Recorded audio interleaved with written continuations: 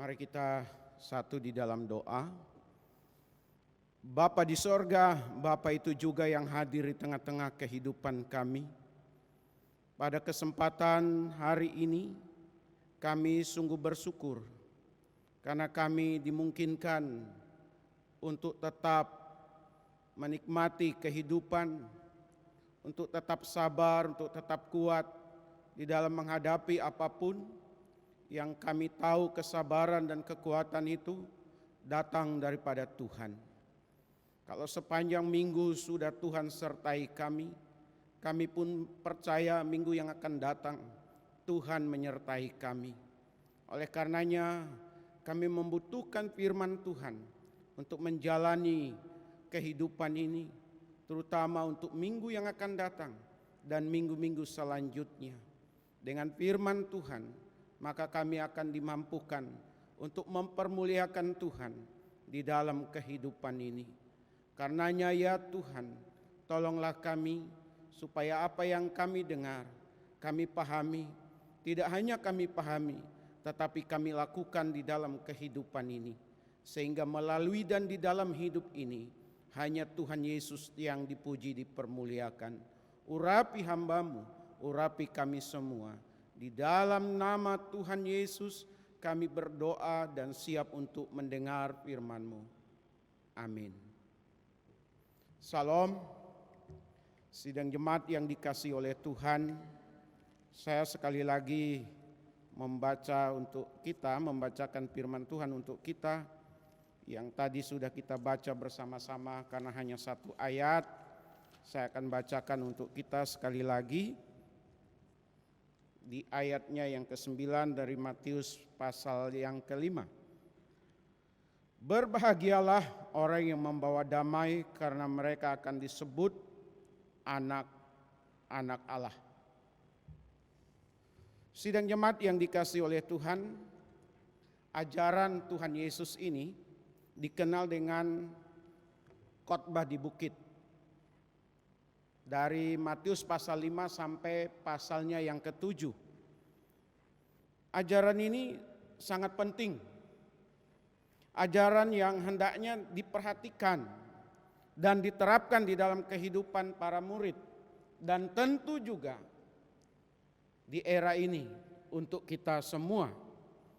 Mengingat sidang jemaat di mana-mana, mulai dari keluarga, lingkungan sekitar kita di mana kita bertempat tinggal,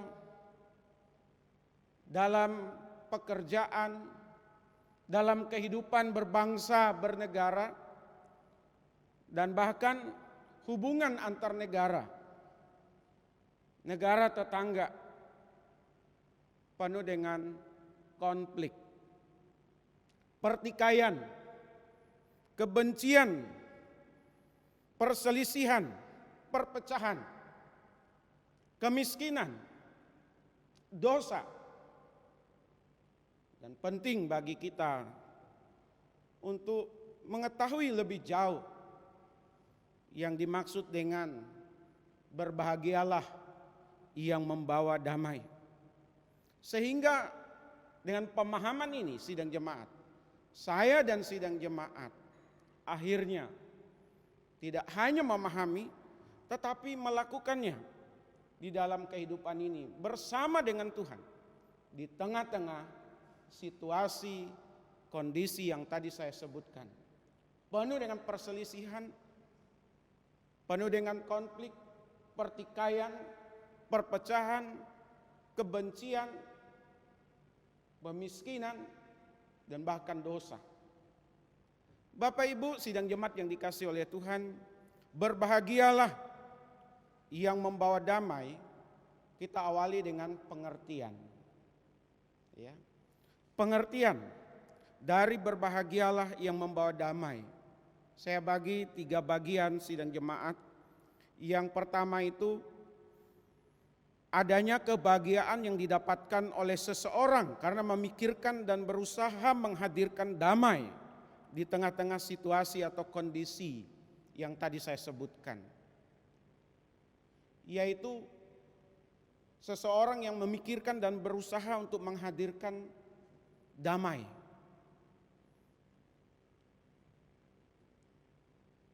Lalu yang kedua, sebutan untuk orang yang karena memikirkan dan berusaha atau ada usahanya di dalam membawa damai. Dan yang ketiga itu adalah sebuah dorongan untuk siapa saja agar berpikir dan bertindak yang sama dalam menghadirkan damai. Saya memilih sidang jemaat, saya memilih pengertian yang pertama, yaitu membawa adanya kebahagiaan yang didapatkan oleh seseorang karena memikirkan dan berusaha menghadirkan damai. Kebahagiaan yang dia dapatkan, kepuasan, kedamaian yang dia dapatkan karena dia menghadirkan damai itu sendiri di tengah-tengah lingkungan yang sedang bertikai, yang sedang berkonflik, yang sedang berselisih, yang tidak harmonis. Kebahagiaan karena dia bisa memikirkan dan berusaha sehingga damai itu hadir di tengah-tengah situasi kondisi itu. Menarik, tadi ada kata seseorang dan kata damai. Siapa itu seseorang? Seseorang itu adalah kita, orang-orang yang sudah percaya kepada Yesus Kristus. Kita harus mendemonstrasikan, mempraktekkan apa yang Allah kerjakan di tengah-tengah dunia ini di dalam kehidupan manusia. Kita adalah rekan sekerja Allah. Maka kita harus mempraktekkan, melakukan apa yang Allah lakukan di dalam hubungan kaitannya dengan kehidupan manusia. Sehingga sekali lagi perselisihan, pertikaian, ketidakharmonisan diubahkan perlahan-lahan menjadi menghilang dan bahkan hilang sama sekali. Tentu bukan dengan kekuatan kita sidang jemaat, dengan kekuatan yang bersumber dari Tuhan. Tanpa mengalami perubahan hati, tanpa mengalami hidup di dalam Tuhan Yesus, maka tidak akan mungkin pernah terjadi untuk memikirkan apalagi berusaha menghadirkan damai di tengah-tengah dunia ini. Ada kata salom, kata damai. Membawa damai, membawa salom. Saya membaca buku dari Abineno almarhum dan Andar Ismail tentang kata damai itu. Ternyata damai itu yaitu perdamaian,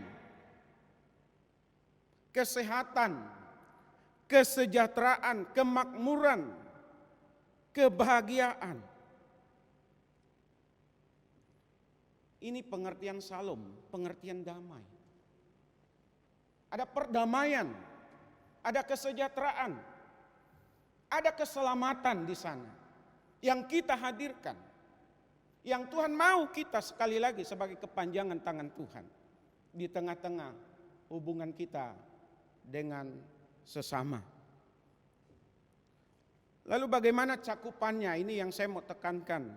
Bagaimana dengan cakupan dari berbahagialah orang yang membawa damai? Ruang lingkupnya. Yang pertama sidang jemaat, yaitu orang Kristen yang bukan biang kerok untuk terjadinya konflik, perselisihan, pertikaian, perpecahan dan lain sebagainya. Maksudnya itu dia bukan penyebab utama. Di dalam keluarga, di dalam dunia kerja, di dalam lingkungannya, sekitar rumah, dia bukan penyebab konflik. Bukan orang yang menjadi sumber terjadinya konflik, perselisihan dan lain sebagainya. Kalau itu ditarik damai dalam hal keselamatan, dia bukan menjadi orang yang menjadi batu sandungan. di dalam orang untuk menerima Yesus sebagai Tuhan dan Juru Selamat. Ada orang yang berkarakter demikian, sidang jemaat. Di mana dia ada, di situ ada perselisihan. Di mana dia ada, di situ ada keributan. Dengan kata lain, tiada hari, tiada tempat tanpa keributan, tanpa dia hadir di situ. Dengan kata lain, dengan kehadirannya terjadi hal-hal yang tidak diinginkan. Dan orang yang demikian, sidang jemaat, dia bukan melakukan pekerjaan Tuhan dalam kehidupannya.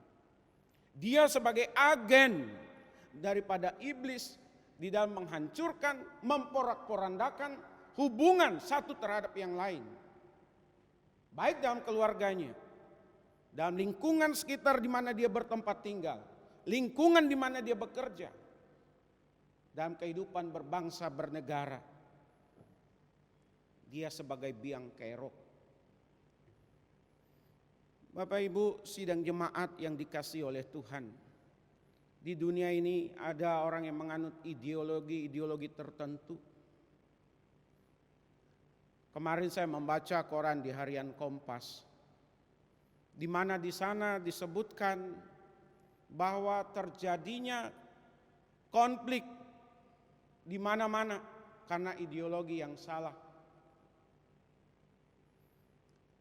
Bahkan dalam pemahaman teologi, eskatologinya,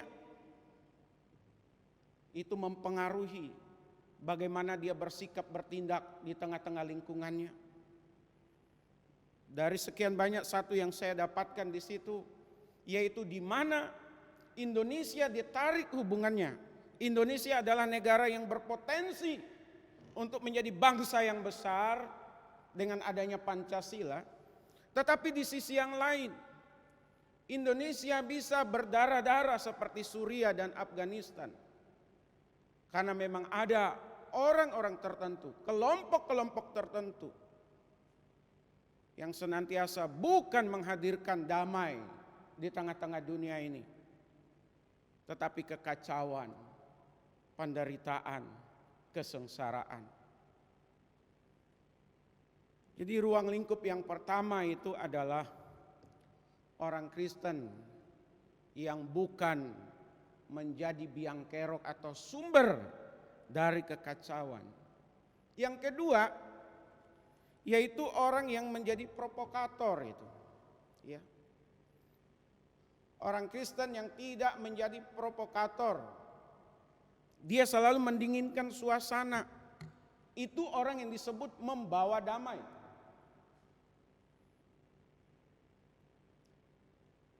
Dia bukan yang mengipas-ngipasi untuk satu terhadap yang lain berkonflik. Dia coba meredam kalau terjadi sesuatu yang kurang baik. Hal-hal yang dianggap akan menjadi sumber kekacauan. Pada saat dia diminta, dia tidak pernah mau membuka. Pada saat dia tahu, dia tidak mau memanas-manasi. Sehingga keluarga tetap damai. Lingkungan tetap damai. Gereja tetap damai. Jangan dipikir di gereja, di organisasi gereja, semua damai, semua baik-baik. Ternyata ada orang-orang tertentu yang dipakai oleh setan, oleh iblis, sebagai provokator, yang tadinya yang seharusnya sudah damai, tapi dia terus mengipas dan mengipas, sehingga terjadi disharmonisasi dimanapun, termasuk di dalamnya adalah dalam gereja itu sendiri. Bapak Ibu sidang jemaat yang dikasihi oleh Tuhan, orang yang jadi provokator bukanlah orang yang disebut membawa damai, dan dia tidak akan pernah mengalami yang namanya kebahagiaan dalam hidupnya. Sidang jemaat yang dikasihi oleh Tuhan, orang yang membawa damai. Jika terjadi sesuatu yang kurang baik dalam keluarganya, dalam gerejanya, dalam pekerjaannya, dia selalu memilih diam. Kalau dia mendapatkan sesuatu perkataan yang kurang enak dari orang lain tentang dirinya, dia tidak mau mengejar lebih jauh. Karena dia tahu itu akan menimbulkan konflik, pertikaian, kebencian. Bapak Ibu sidang jemaat yang dikasihi oleh Tuhan, berbahagialah yang membawa damai. Cakupannya yang kedua tadi, orang yang bukan sebagai provokator, bukan sebagai orang yang mengipas-ngipasi, yang tadinya tidak panas menjadi panas, yang tadinya sudah mulai dingin akhirnya menjadi panas oleh orang-orang yang demikian.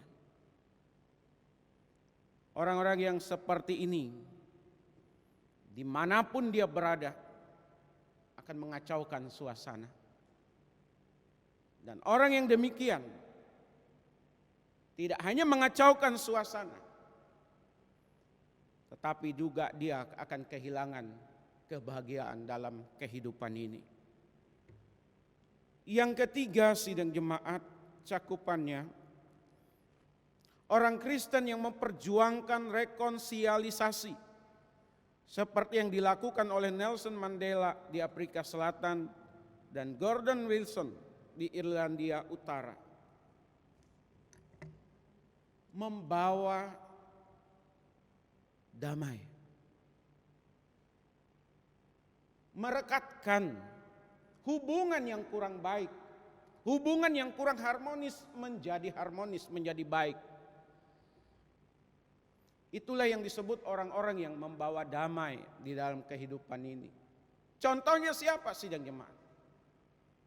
Nelson Mandela. Nelson Mandela ini adalah aktivis yang berjuang supaya tidak ada lagi perbedaan di dalam tatanan masyarakat di Afrika Selatan. 27 tahun kurang lebih dia berada di dalam penjara, menderita. Tetapi pada saat terjadi perubahan, dia dalam penjara terus melakukan usaha bagaimana terjadinya keadaan yang lebih baik di Afrika Selatan. Pada saat dia keluar dari penjara, orang yang pertama kali sidang jemaat, orang yang pertama kali diundang untuk makan bersama itu adalah kepala penjara. Lalu ditanya oleh wartawan, kenapa harus orang yang memenjarakannya lah yang dipanggil untuk pertama kali makan bersama? Dia menjawab, segala sesuatu kalau diawali dengan kebaikan, tidak dalam permusuhan, maka segala sesuatunya itu akan baik. Dia tidak memendam kebencian, dia tidak dendam, tapi dia mau segala sesuatu di Afrika Selatan itu berubah. Sebagai perekat, orang yang membawa damai adalah orang yang senantiasa merekatkan sesuatu yang sudah terpecah belah. Lalu ada Gordon tadi, ada Gordon Wilson di Afrika, di Irlandia Utara. Ini juga contoh, ya, di mana Gordon Wilson bersama dengan anaknya Mary ingin menyaksikan parade. Ada pasukan Inggris, ada kepolisian Inggris yang sedang berparade. Ayah dan anak ini ingin melihat ingin menyaksikan kemeriahan yang ada. Tetapi apa yang terjadi? Pada saat mereka berada di pinggir jalan, ada di dinding tembok, sekitar dinding-dinding yang ada di mana mereka berjejer, berbaris untuk menantikan melihat. Tiba-tiba terjadi ledakan, terjadi pengeboman, dan mereka menjadi korbannya. Ada 6 orang yang mati di tempat, yang meninggal di tempat. Pada saat mereka ada di dalam reruntuhan, Gordon Wilson mendengar teriakan, jeritan dari anaknya Mary. Dan Mary mengatakan kepada ayahnya ini, dia sungguh mengasihinya. Singkat cerita, Mary, anak Gordon Wilson ini pun meninggal. Tetapi Gordon tidak melakukan tindakan-tindakan yang sifatnya memprovokasi, yang sifatnya memecah belah, yang sifatnya membuat yang lain panas hatinya. Pada saat dia sehat, seumur hidupnya, dia berikan dirinya untuk kemanusiaan di Irlandia Utara. Sidang jemaat yang dikasihi oleh Tuhan, rekonsiliasi sangat penting bagi orang-orang yang membawa damai. Yang ketiga, yang keempat, sidang jemaat, orang Kristen yang berbuat sesuatu bagi sesamanya.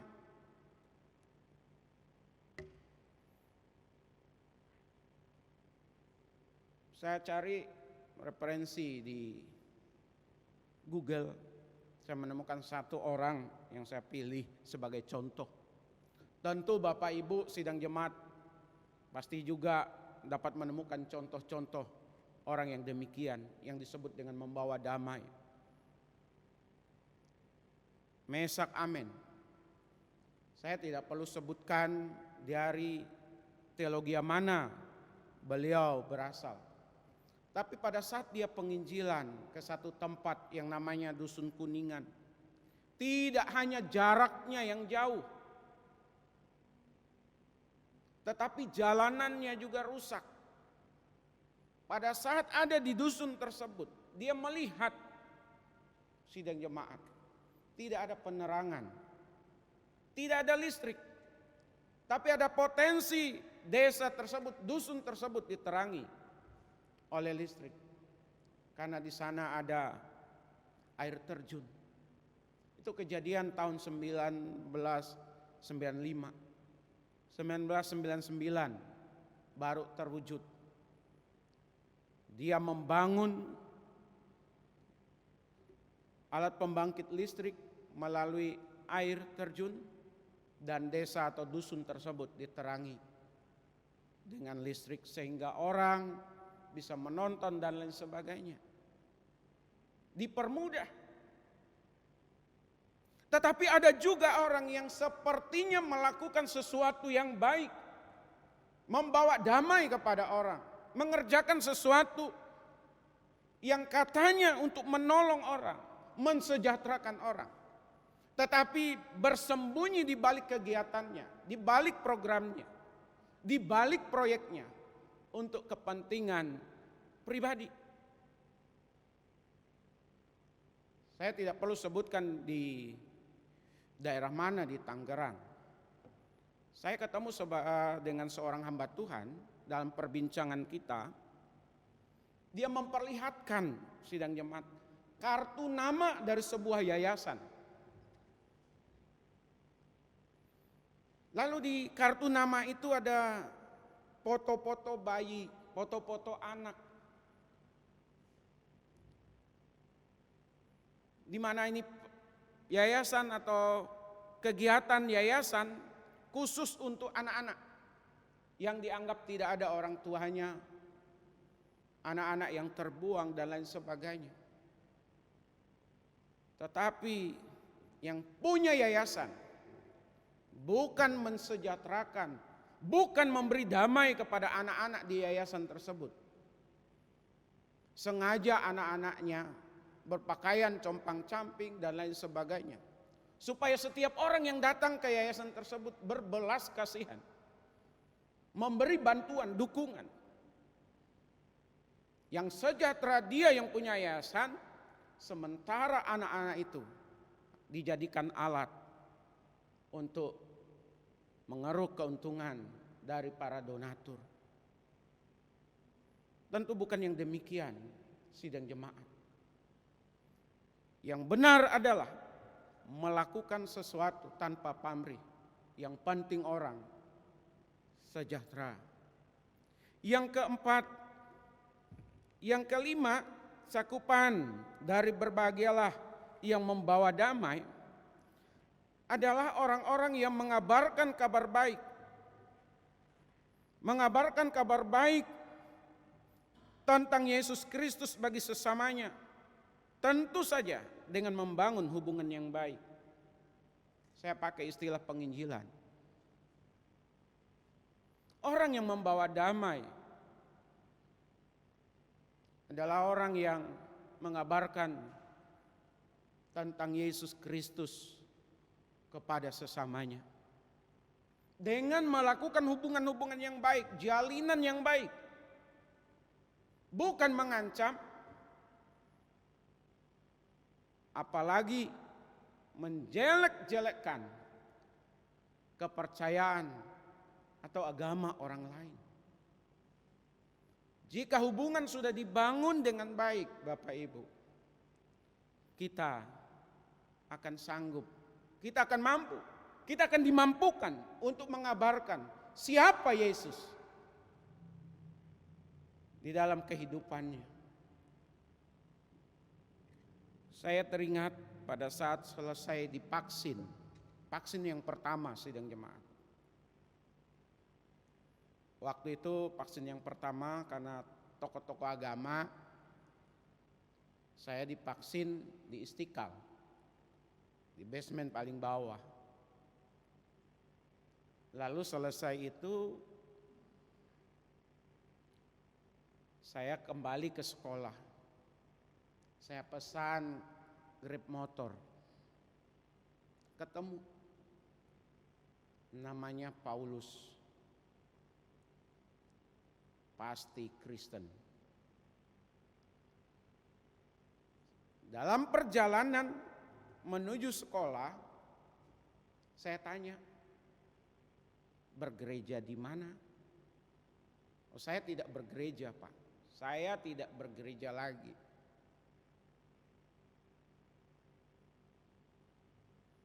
Lantas,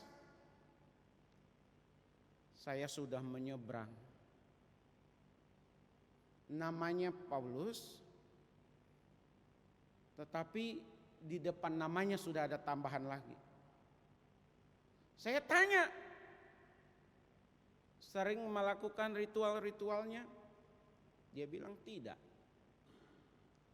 Masih percaya Yesus sebagai Tuhan dan Juru Selamat yang mengampuni dosamu, yang akan menjamin kehidupanmu nanti masuk surga?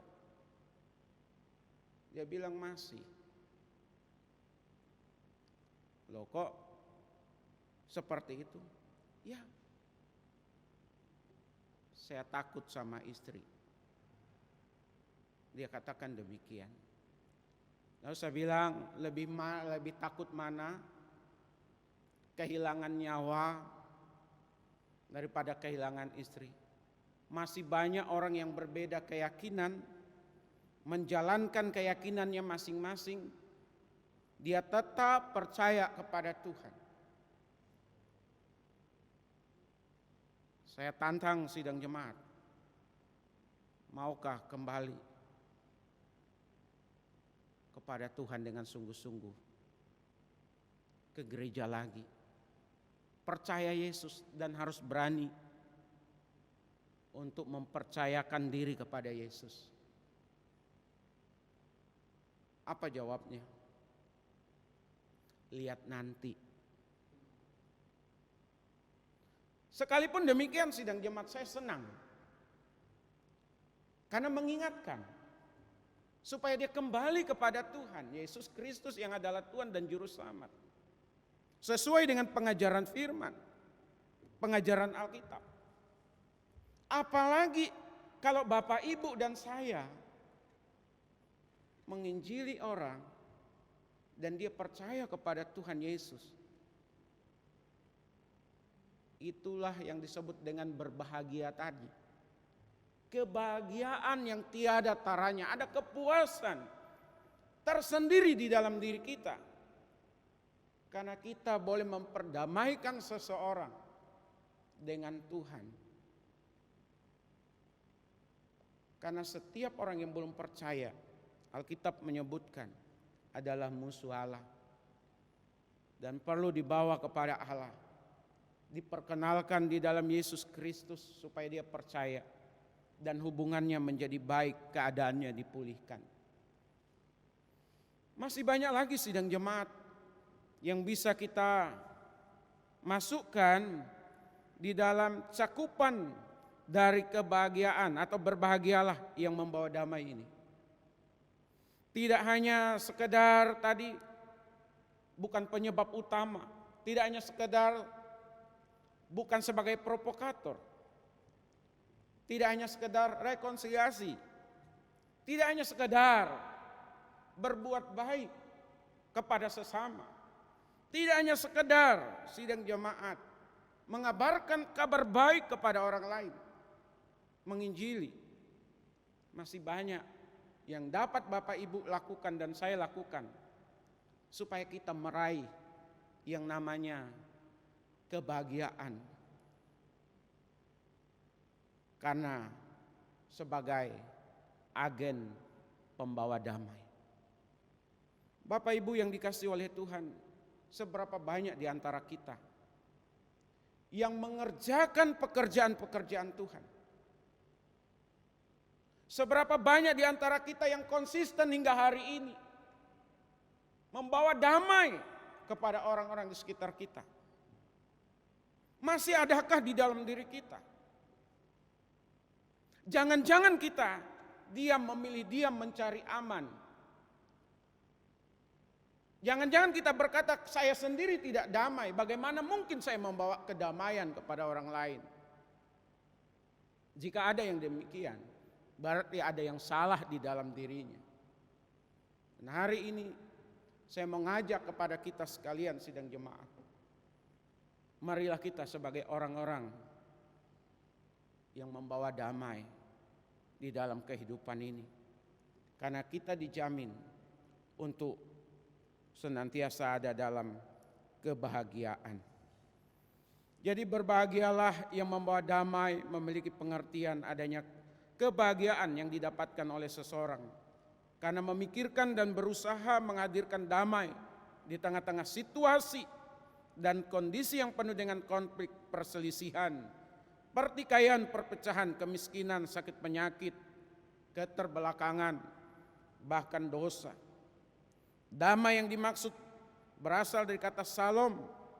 Salom bukan saja berarti perdamaian sidang jemaat, tetapi juga kesehatan, kesejahteraan, kemakmuran, kebahagiaan.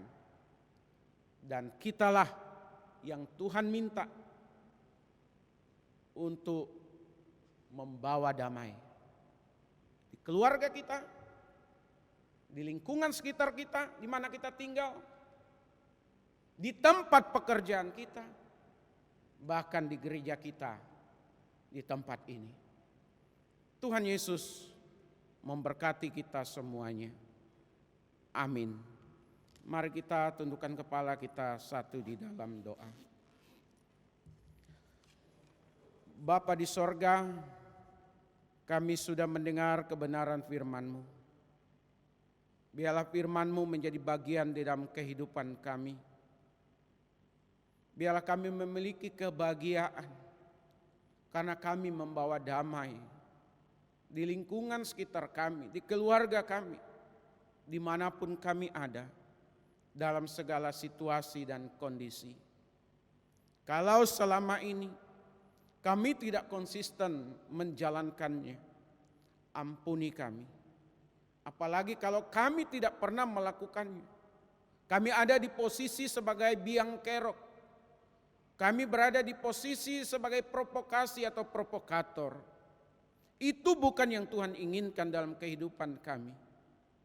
Oleh karenanya ya Bapa di sorga, terus bimbing kami, arahkan kami. Sehingga sekali lagi di dalam dan melalui kehidupan ini, nama Tuhan Yesus dipuji, dipermuliakan.